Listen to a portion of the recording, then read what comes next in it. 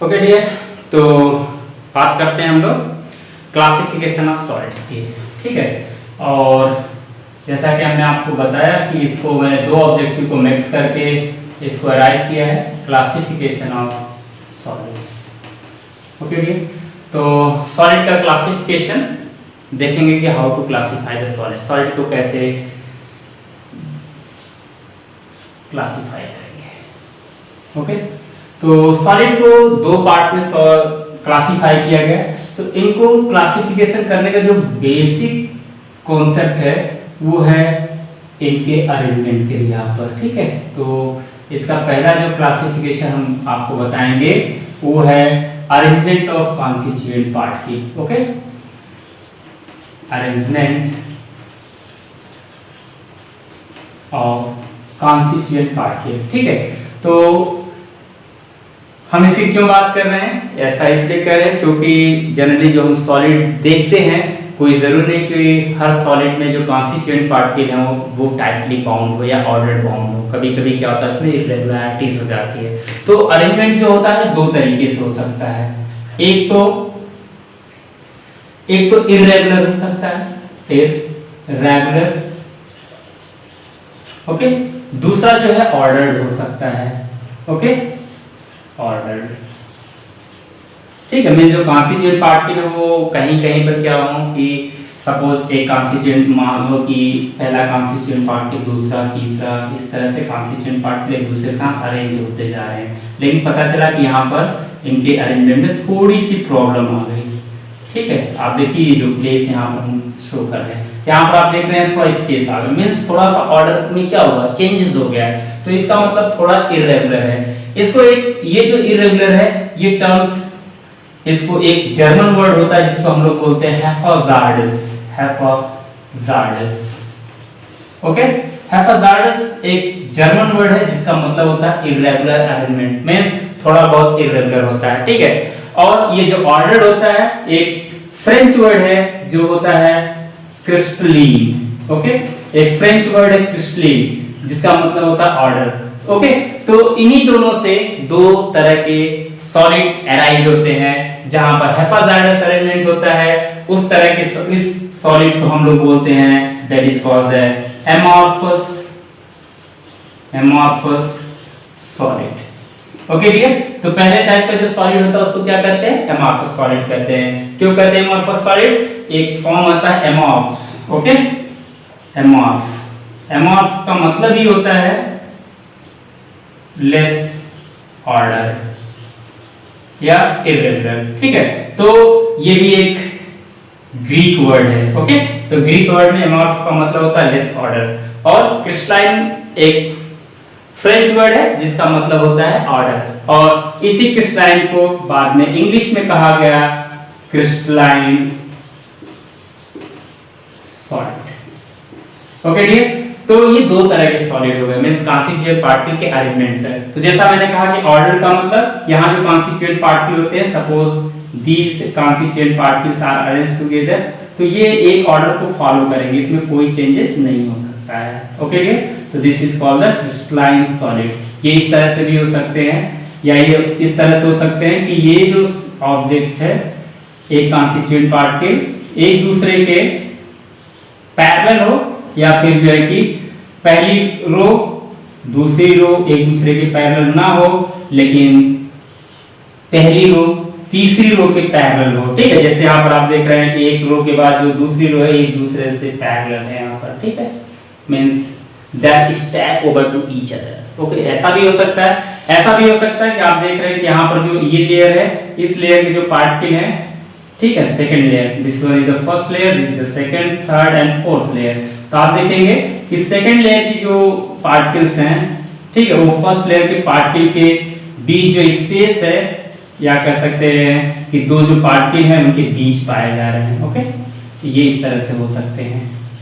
Okay dear, तो इसमें आप देखेंगे कि फर्स्ट लेयर जो है, फर्स्ट लेयर और थर्ड लेयर ये दोनों एक दूसरे के साथ अलाइंड होंगे, जबकि सेकंड लेयर फोर्थ लेयर एक दूसरे के साथ अलाइंड होगी।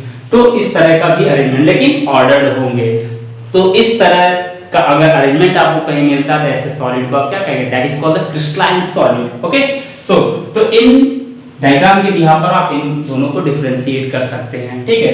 एमॉर्फस का मतलब कि their arrangement is not somewhat irregular, जैसा कि आप यहाँ पर देख रहे हैं, यहाँ पर ये जो स्पेस है, यहाँ पर ये जो मैं बना रहा हूँ या ड्रा कर रहा हूँ, तो आप देखेंगे ड्रॉ की जगह पार्टिकल एक दूसरे के साथ ज्वाइंट नहीं है, मींस टाइटली बाउंड नहीं है, ओके।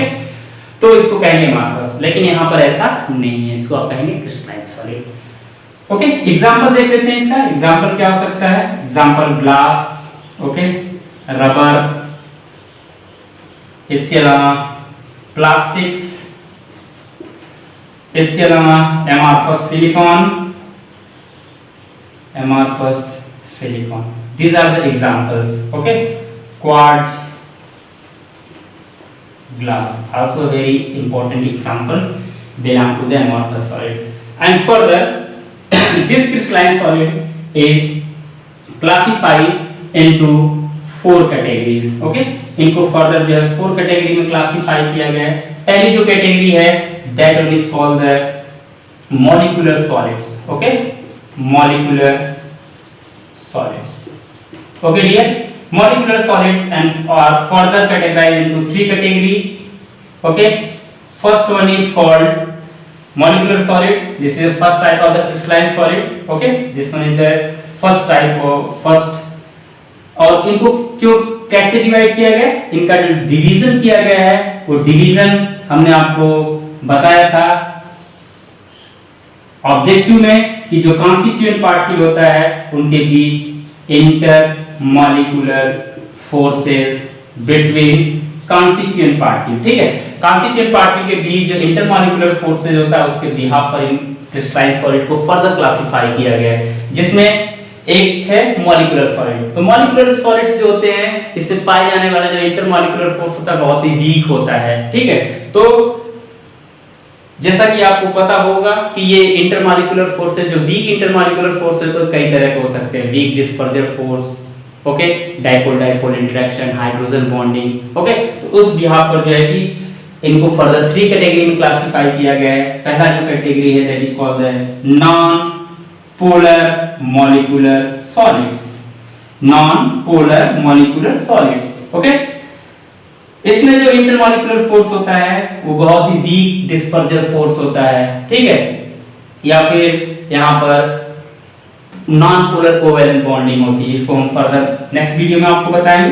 दूसरा जो होता है that is called the polar molecular solids, यहाँ पर जो इंटरेक्शन होता है कॉन्स्टिट्यूएंट पार्टिकल के बीच में उसको कहते हैं polar polar interaction, okay, you can say the dipole dipole interaction. And third one is the hydrogen bonded molecular solids, okay, hydrogen bonded molecular solid HBMS, okay dear।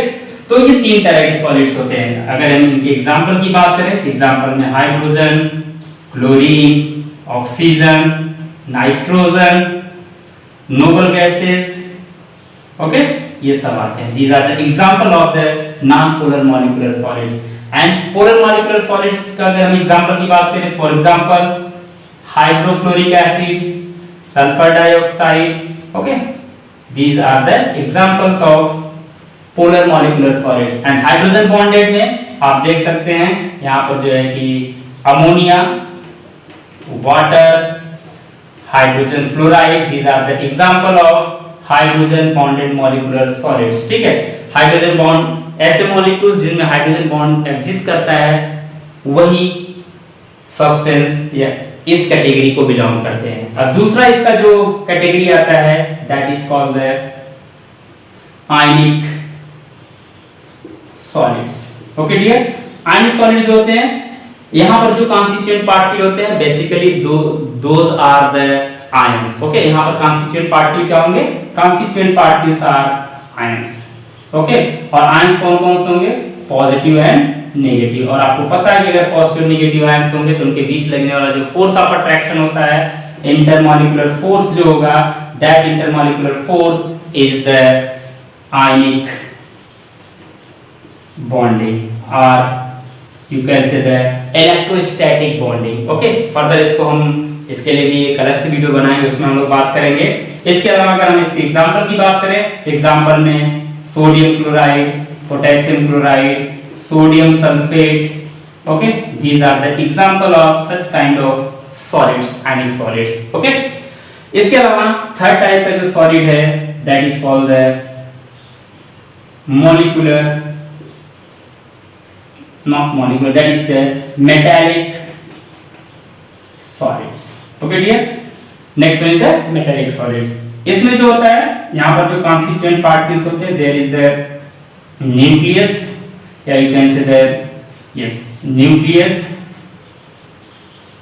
plus and electron. तो यहाँ पर भी जो intermolecular force होता है that intermolecular force is the metallic bonding. Okay, metallic bonding या again this is called the electrostatic bonding और coulombic force. Okay, इसके अलावा यहाँ पर इसके एग्जांपल्स जो होते हैं एग्जांपल्स ऑल मेटल्स, जितने भी मेटल्स होते हैं इस कैटेगरी में बिलोंग करते हैं एंड सम एलॉयज, कुछ एलॉयज इस कैटेगरी को बिलोंग करते हैं dear. Okay, and fourth and last one is that is the covalent solids. Okay, covalent solid. This is the fourth type. This one is the first type. This is the second type. This is the third type, and this is the fourth type of the crystalline solids. Okay, and here is the constituent particles of atoms, intermolecular forces are covalent bonding, and examples are diamond, graphite,